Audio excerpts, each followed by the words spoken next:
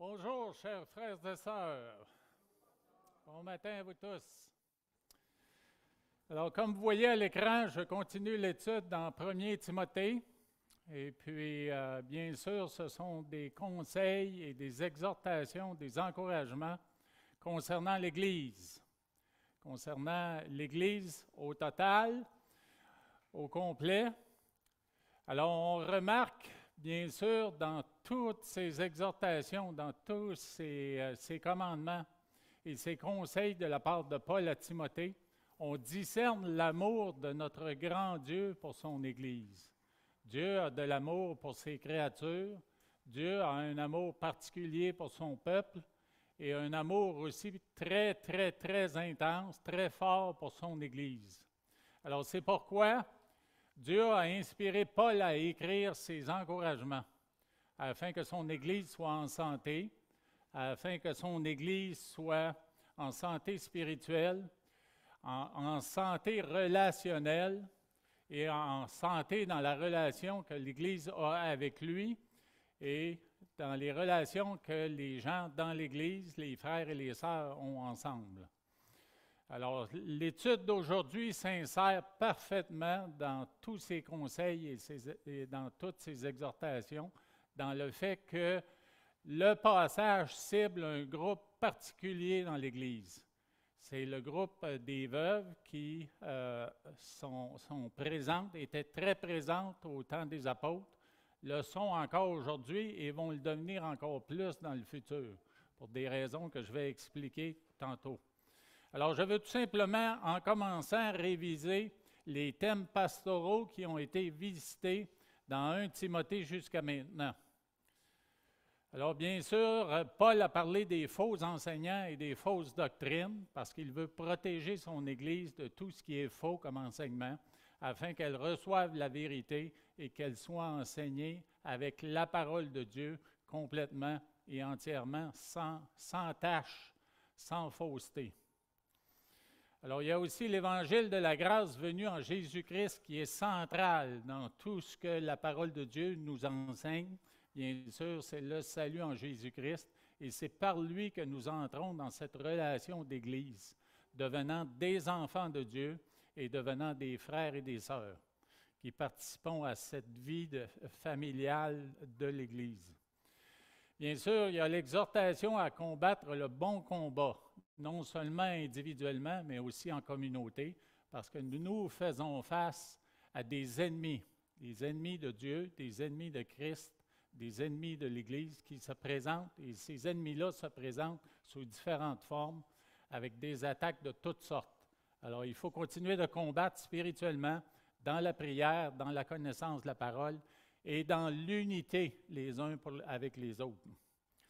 Bien sûr, il y a un encouragement, comme ça a été mentionné ce matin, à prier, et prier spécialement pour les autorités qui règnent sur nous, afin que nous puissions continuer dans le pays que nous avons, où nous avons bien des avantages de ce côté-là, continuer de prier afin que nous puissions vivre en paix et continuer de proclamer notre foi.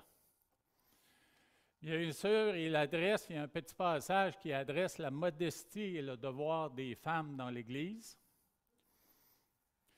Il y a aussi les qualifications et les devoirs des anciens qui sont importants afin que nous ayons des dirigeants selon la volonté de Dieu.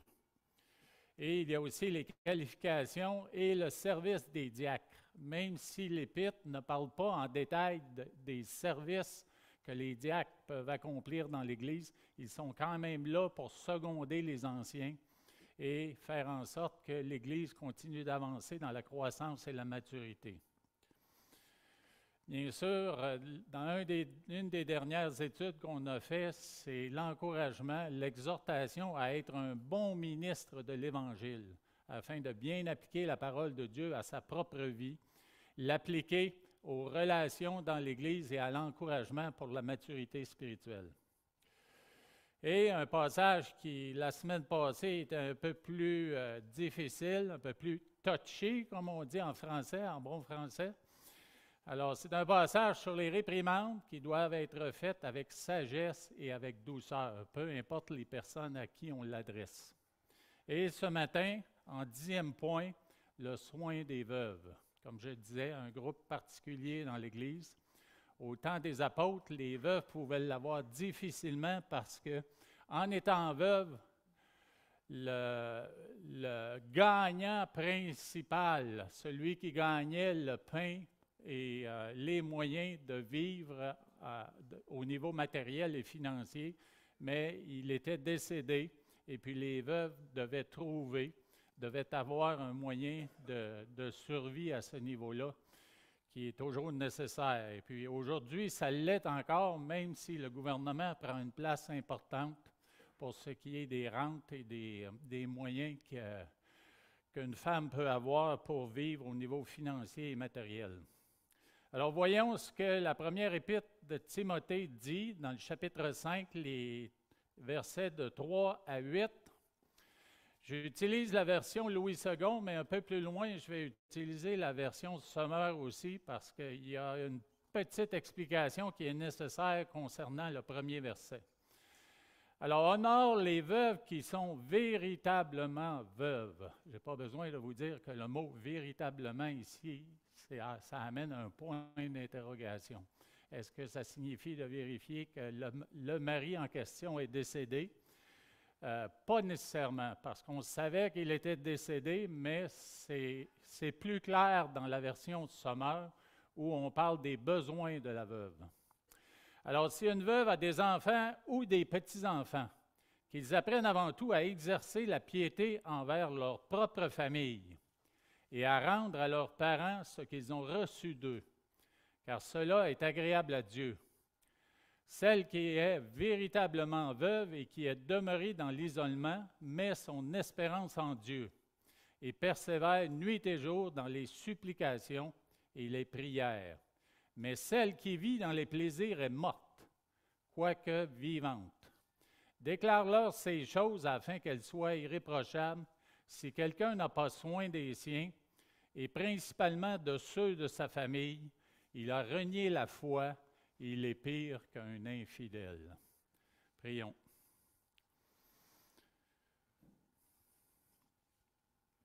Oui, Éternel, il est bon encore une fois de s'approcher de toi par ta parole et de connaître les vérités concernant Dieu et les choses de Dieu.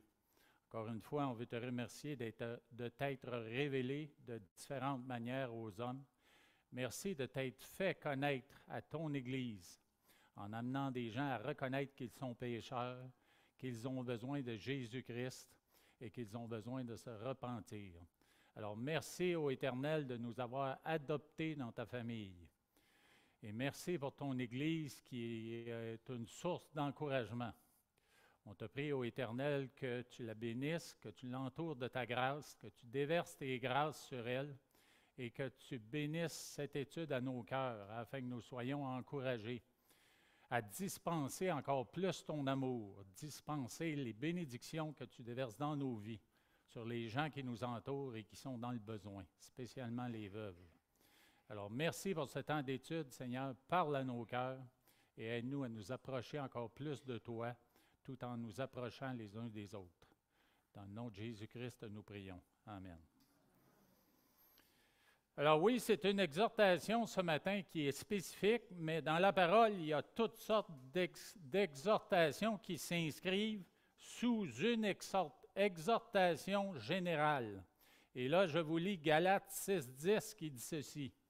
« Ainsi donc, pendant que nous en avons l'occasion, pratiquons le bien envers tous et surtout envers les frères en la foi. » Et bien sûr, on peut inclure les sœurs en la foi dans ce même verset. Alors, c'est une exhortation qui est générale et l'exhortation à prendre soin des veuves, mais elle s'insère dans cette exhortation-là qui est générale.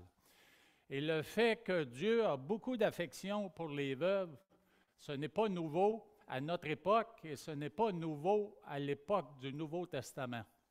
On retrouve ces encouragements dans la parole à regarder aux veuves comme étant précieuses, précieuses à nos yeux, précieuses aux yeux de Dieu. On le retrouve dans l'Ancien Testament. Dans Exode 22, il est écrit « Tu n'affligeras point la veuve ni l'orphelin.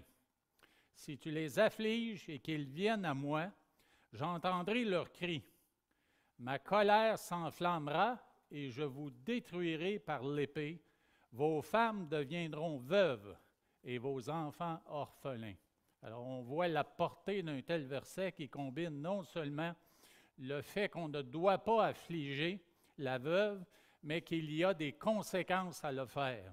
Et c'est un peu une combinaison de deux versets, et ils sont là listés à l'écran, je vais vous les lire. Dans Deutéronome 24, 17, il est écrit « Tu ne porteras point atteinte aux droits de l'étranger, de l'orphelin, et tu ne prendras point à gage le vêtement de la veuve. » C'est-à-dire prendre son vêtement parce qu'elle a une dette ou un engagement à respecter. On sait très bien qu'à cette époque-là, on ne vivait pas ce qu'on vit aujourd'hui ou dans notre garde-robe. On a besoin de les élargir tout le temps, nos garde-robes, parce qu'on a beaucoup de vêtements. Alors, à cette époque-là, ce n'était sûrement pas le cas. Et dans Deutéronome 27, 19, il est écrit ceci, « Maudit soit celui qui porte atteinte aux droits de l'étranger, de l'orphelin et de la veuve. » Et tout le peuple dira « Amen ». Alors, vous voyez les trois qui sont compris ensemble, là. Dieu a vraiment beaucoup d'affection pour un étranger qui viendrait en plein milieu du peuple d'Israël. Puis ici, bien sûr, il y a des étrangers, il y en a plusieurs dans la salle qui sont venus de l'extérieur d'un pays étranger pour s'installer au Québec. Alors, Dieu a de l'affection pour ces gens-là, a de l'affection pour l'orphelin et la veuve. Alors, ils sont mentionnés comme étant des personnes que Dieu aime profondément. Et il veut prendre soin d'eux, et il veut que l'Église prenne soin d'eux. Il y a un autre verset dans Deutéronome 24, 19, qui, lui, au lieu d'avertir de ne pas faire quelque chose, mais dans la même veine du verset qui dit de faire à son ennemi, de faire du bien à notre ennemi dans la parole, mais on dit ceci, quand tu moissonneras ton champ et que tu auras oublié une gerbe dans le champ, tu ne retourneras point la prendre. Elle sera, encore une fois, pour l'étranger, pour l'orphelin et pour la veuve, afin que l'Éternel, ton Dieu, te bénisse dans tout le travail de tes mains. Quand tu secoueras tes oliviers, tu ne cueilleras point ensuite les fruits restés aux branches. Ils seront pour l'étranger, pour l'orphelin et pour la veuve, afin de les nourrir, afin de pourvoir aux besoins de nourriture. Et bien sûr, on retrouve une expression vivante de ce verset dans le livre de Ruth. Alors que Ruth se retrouve avec sa belle-mère, elle revient en Canaan, et puis elle se retrouve sur une terre qui appartient à un nommé Boaz. Et Boaz donne des ordres à ses ouvriers de laisser des gerbes derrière, afin qu'elles puissent les ramasser et s'en nourrir. Dans l'Ancien Testament, en cas de décès d'un mari, l'idéal était que la veuve se remarie, qu'elle demeure dans la maison de son père ou qu'elle demeure avec sa belle-mère. Alors, il y avait ces trois options-là.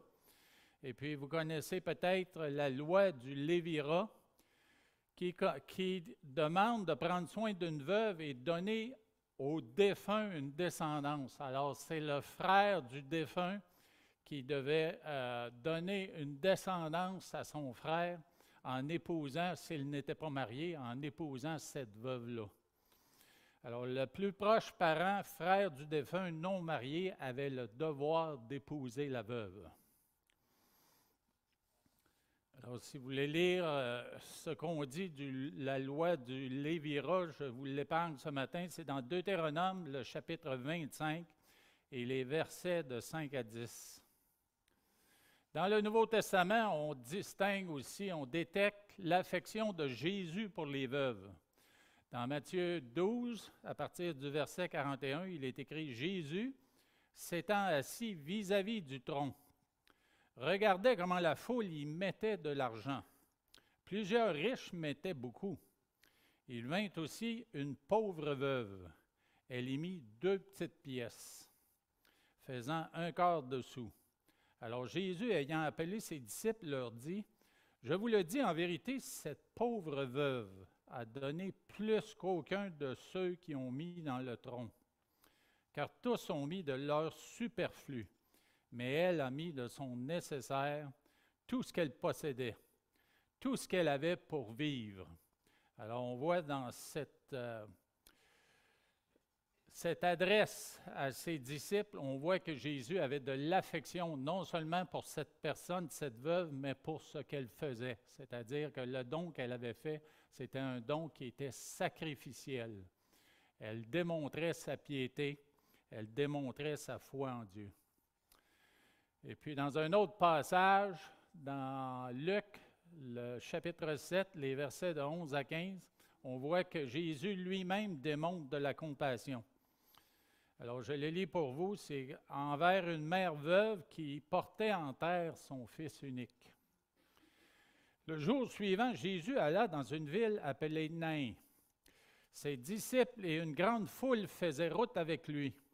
Lorsqu'il fut près de la porte de la ville, voici, on portait en terre un mort, fils unique de sa mère, qui était veuve, et il y avait avec elle beaucoup de gens de la ville.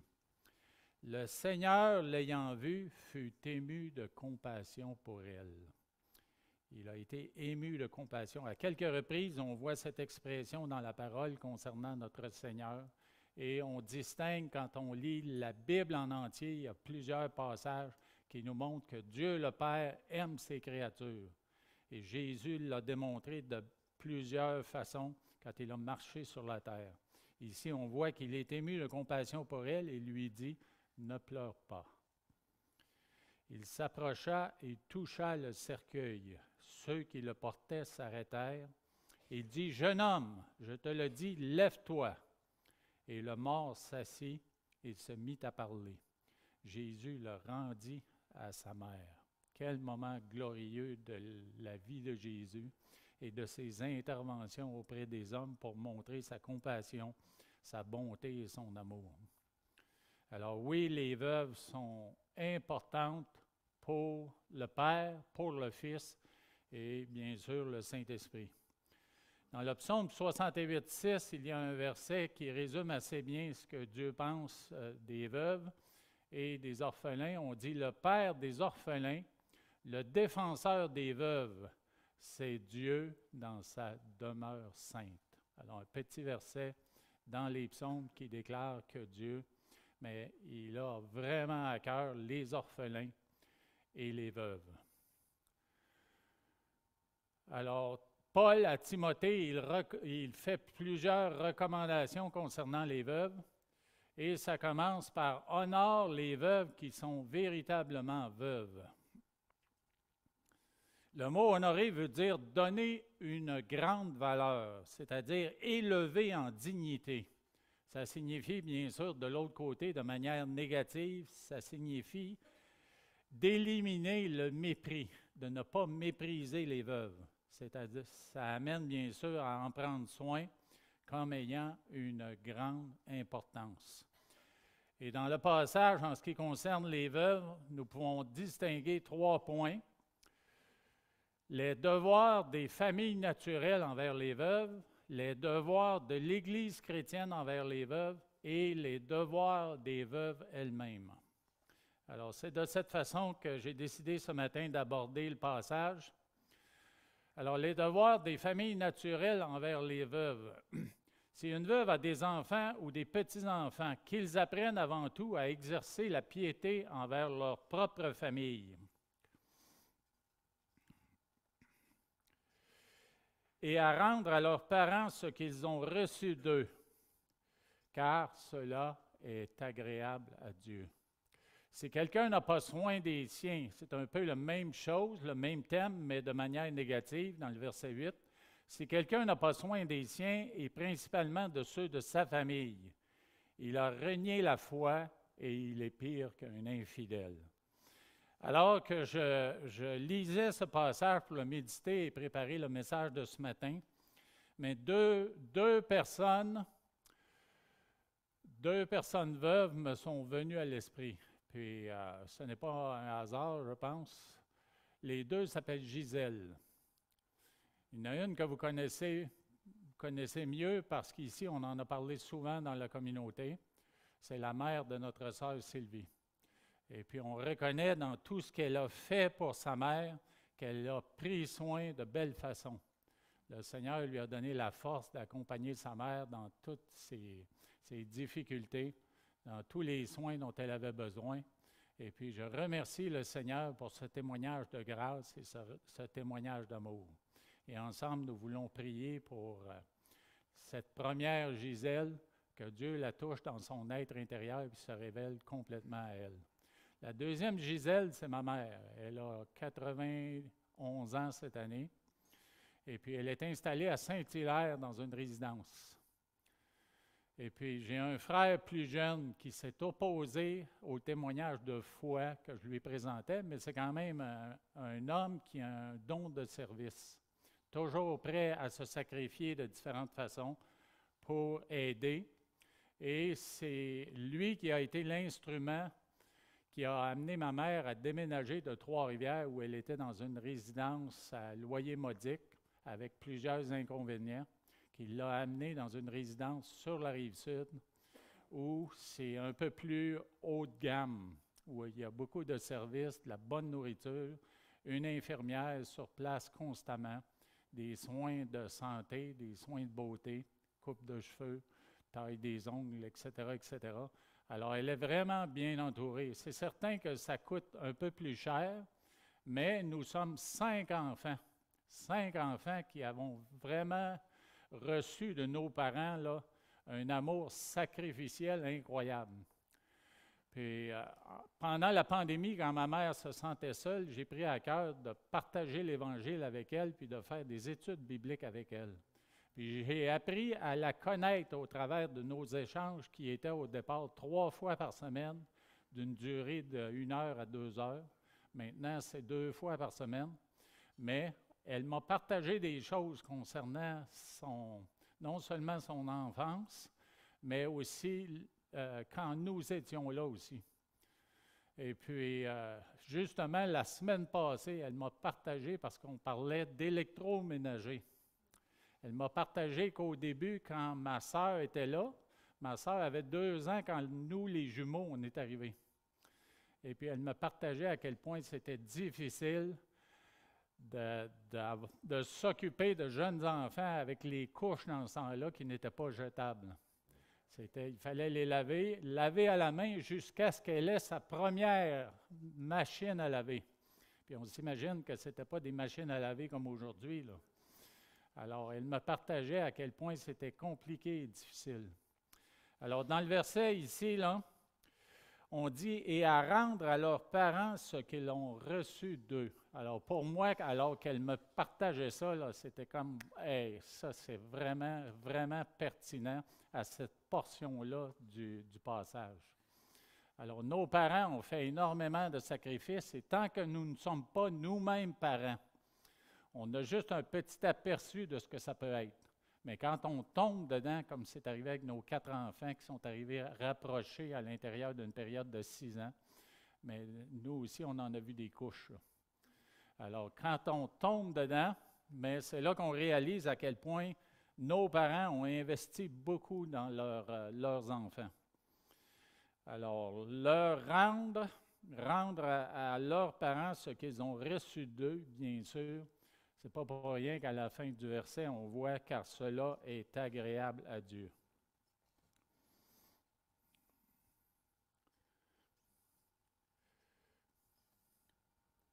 Alors, dans l'Ancien Testament, on voit le 5e commandement, qui bien sûr va dans le même sens, dans la même thématique. « Honore ton père et ta mère, afin que tes jours se prolongent dans le pays que l'Éternel, ton Dieu, te donne. » Puis bien sûr, les châtiments qui viennent avec le fait qu'on n'honore pas nos parents. C'est celui qui maudira son père ou sa mère sera puni de mort. Car Dieu a dit, honore ton père et ta mère, et celui qui maudira son père ou sa mère sera puni de mort. Alors, ça nous montre à quel point, pour Dieu, c'est sérieux. C'est très, très sérieux d'honorer les parents. et surtout les veuves, de les élever en estime pour bien prendre soin d'elles. Alors, quels sont les devoirs, en deuxième point, de l'Église envers les veuves? Là? Dans 1 Timothée 5, le verset 3, il dit ceci, et ici, je vous le donne dans deux versions différentes. Honore les veuves qui sont véritablement veuves.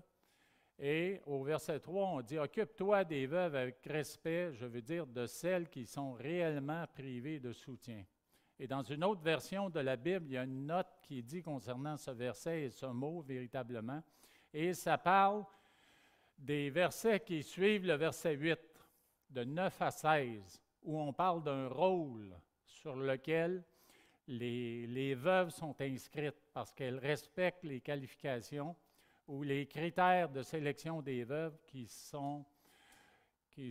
à qui on devrait donner les soins auxquels la Bible nous appelle.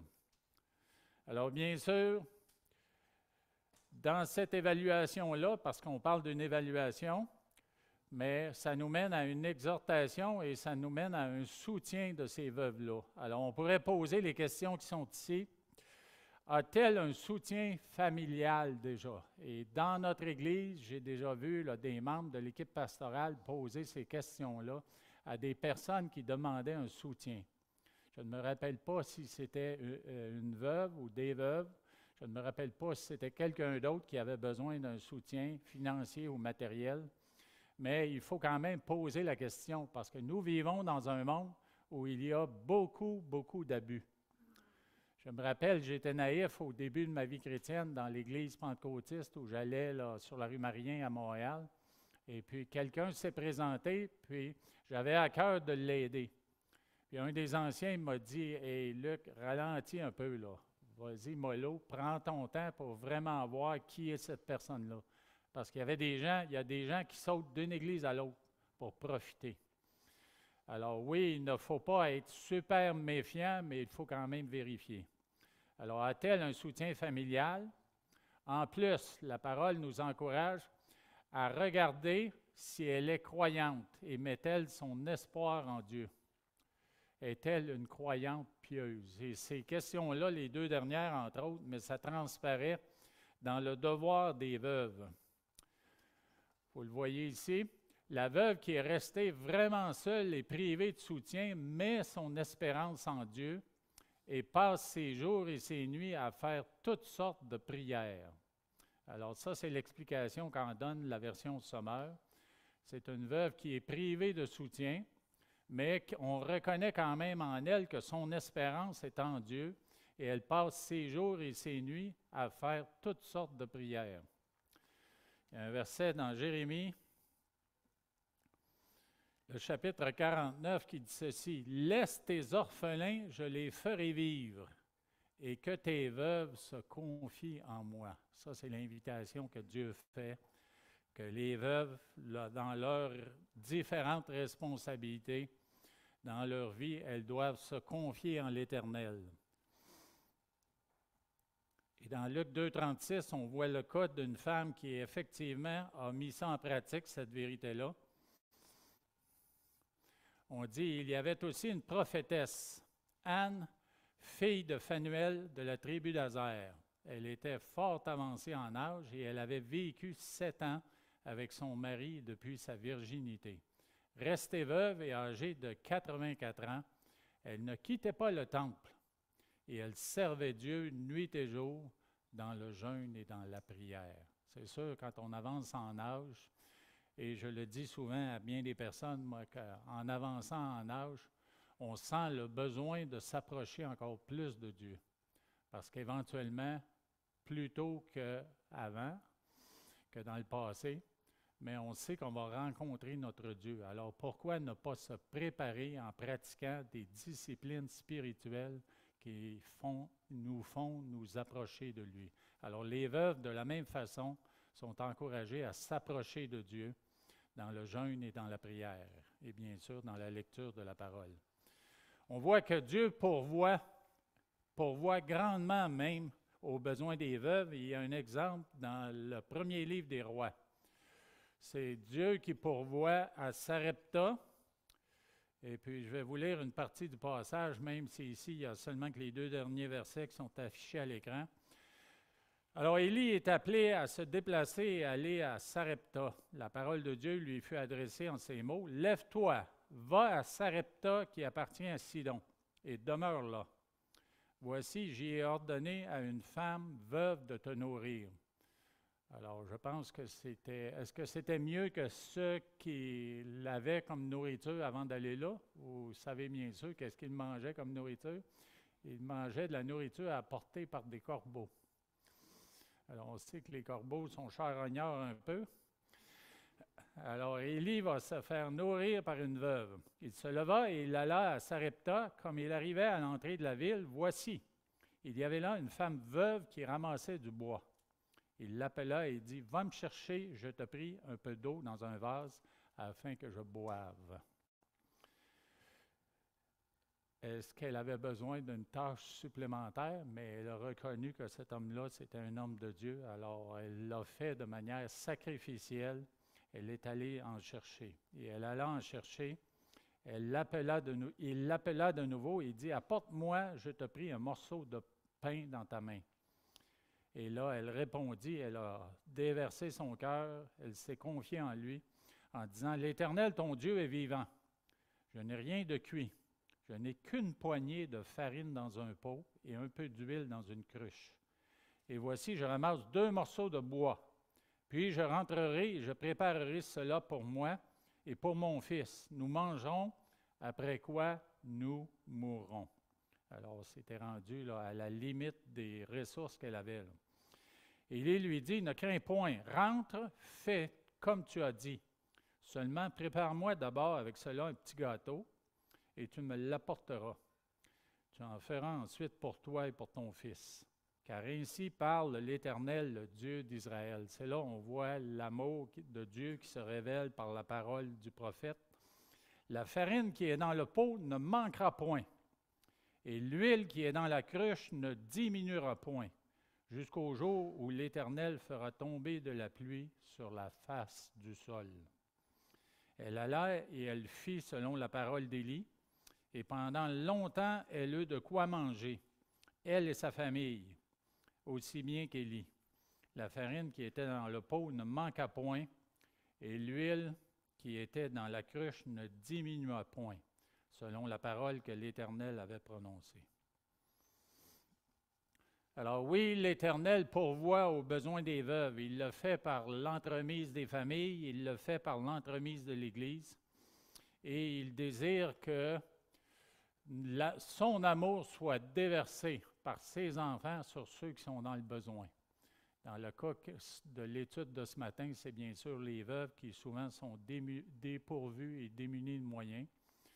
Et moi, dans le passé, j'ai fait quelques travaux aussi au niveau entretien de maison. Et puis, ça fait partie de l'expérience et des dons que Dieu m'a donnés. Et je me fais toujours un plaisir de le faire. C'est sûr que j'avance en âge et c'est de plus en plus difficile. Alors, je me cherche un disciple que je pourrais entraîner. Est-ce qu'il y a des jeunes qui sont intéressés dans la salle? Je sais qu'il y en a quelques-uns dans la famille de notre frère Maxito Dominique, là, étant donné que lui est contracteur. Mais peu importe le moyen, les veuves ont souvent des besoins et puis nous devons nous rendre disponibles de manière sacrificielle pour les aider dans leurs besoins. Dans Philippiens 4, 19, il est écrit « Et mon Dieu pourvoira à tous vos besoins selon sa richesse avec gloire en Jésus-Christ. » Alors, un autre verset qui nous encourage à regarder à Dieu, qui lui utilise son Église selon sa volonté pour bénir les veuves et tous ceux qui sont dans le besoin. Bien sûr, dans le même passage, nous avons un avertissement et une déclaration. Et l'avertissement, c'est dans le verset 6, où on dit « Mais celle qui vit dans les plaisirs est morte, quoique vivante. » Alors, on parlait tantôt d'une veuve qui était pieuse, une veuve qui avait entretenu sa relation avec le Seigneur et qui pratiquait la volonté du Seigneur dans la prière et dans le jeûne. Mais ici, on parle d'une attitude qui est complètement différente. Il se pourrait que ce soit une veuve qui est plus jeune et qui recherche peut-être à se marier, mais c'est quand même, peu importe si elle était jeune ou plus âgée, c'est une veuve qui vit dans les plaisirs du monde. Donc, elle vit une vie qui est charnelle. Et puis ici, l'apôtre Paul déclare que spirituellement, elle est morte. Elle ne s'est pas vraiment engagée à marcher dans les voies du Seigneur, puis elle ne s'est pas repentie. Alors, quoi qu'elle soit vivante, physiquement, elle n'est pas vivante spirituellement. Alors, elle est en vie physiquement, mais morte spirituellement. Elle est incapable et ou ne désire pas discerner le bien et le mal, ou le bien du mal. C'est définitivement un problème de connaissance, un problème de conscience et un problème d'obéissance. Alors, pour tout ce que Paul a décrit concernant les veuves jusqu'à maintenant, et bien sûr ce qui va suivre dans les autres versets, parce qu'il y a d'autres consignes concernant les veuves qu'on verra à notre prochaine étude, mais il dit « déclare-leur ces choses, afin qu'elles soient irréprochables ». Ce mot-là a été utilisé à plusieurs reprises concernant les anciens, concernant les diacres. Alors, c'est ce que Dieu désire pour son Église, c'est que nous soyons irréprochables. De plus en plus, dans notre être intérieur, dans notre vie, dans nos actions et dans nos paroles, que nous soyons à l'image de Christ. Alors, Paul insiste que tous ceux et celles qui sont mentionnés dans les versets 3 à 6 soient irréprochables, qu'on n'ait rien à redire de leur conduite. C'est une question de réputation pour l'Église et bien sûr du Seigneur. C'est la réputation des deux, de l'Église et du Seigneur, qui en dépend. Alors, si le comportement des veuves est réprochable, comme pour les anciens, comme pour les diacres et les autres membres de l'Église, mais qui en souffre, c'est le témoignage de l'Église et le témoignage de Jésus-Christ. Alors, tout ça, pour, bien sûr, sincère dans la volonté du Seigneur qui a démontré de l'amour. Dans toute la parole, on le voit dans bien des scènes, on le voit dans bien des commandements, dans bien des interventions des auteurs. Et puis, en ce qui concerne ceci, bien, il y a quelques mots dans le verset 4 qui viennent résumer ce que c'est que de bien prendre soin des veuves. Qu'est-ce que ça donne? Un des résultats principaux, c'est que Dieu sourit. Dieu trouve qu'il est agréable. Il est agréable de voir ses enfants bien s'occuper d'un groupe de personnes dans l'Église qui, on pourrait dire, sont plus vulnérables, sont plus sensibles aux différents problèmes, aux différents défis que nous apporte la société. Alors sur ça, nous prions et puis demandons à Dieu de bénir ce groupe de personnes particulièrement. Oui, Éternel, nous voulons te rendre gloire, te remercier pour ta parole. Parce que Paul, dans la première épître à Timothée, il touche à bien des sujets pertinents à ton Église, pertinents à l'unité de l'Église, pertinents au bien-être spirituel, relationnel et matériel des gens de ton Église, de tes enfants. Alors, on te prie, ô Éternel, que tu nous donnes, dans l'Église chrétienne des Moulins, une unité qui est tellement forte que nous aurons les ressources, la force, la volonté de prendre soin de ces groupes qui auraient besoin d'aide d'une manière ou d'une autre. On te prie, Seigneur, de garder ces veuves dans notre Église en santé, de les soutenir, et comme je prie souvent avec ma mère qui a 91 ans, de placer tes anges autour d'elle afin qu'elle ne tombe pas pour se blesser sérieusement. Prends soin d'elle, Seigneur, et puis entoure-les de tes anges afin de prévenir des blessures qui pourraient être vraiment causer beaucoup de difficultés.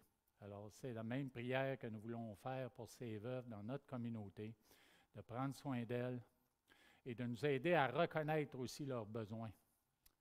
Alors, donne-nous, Seigneur, la volonté de bien les servir, de bien prendre soin d'elles et puis de les entourer de ton amour que tu déverses dans nos vies, afin qu'on puisse à notre tour le déverser dans la vie des personnes dans le besoin autour de nous. Alors, merci pour ces conseils et ces encouragements de la part de Paul à Timothée. Bien sûr, Paul désirait que Timothée applique ces choses dans l'Église et toi, tu désires que nous les appliquions dans l'Église des Moulins ici à Terrebonne et tout autour de nous. Alors, merci pour ces grâces que tu nous fais de nous utiliser pour ta gloire. Que ton nom soit glorifié. Amen. Bon dimanche, bon dîner communautaire.